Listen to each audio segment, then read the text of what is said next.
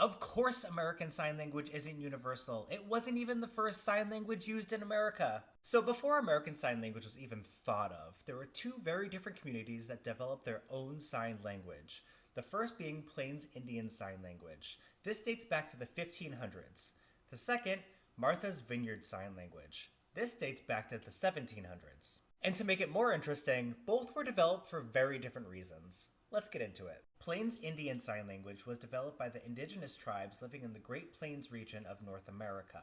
Now, there were dozens of tribes that lived there, and none of them spoke the same language. So, if they had to speak to another tribe, whether it be for trade, diplomacy, storytelling, what have you, they used this standardized sign language to communicate.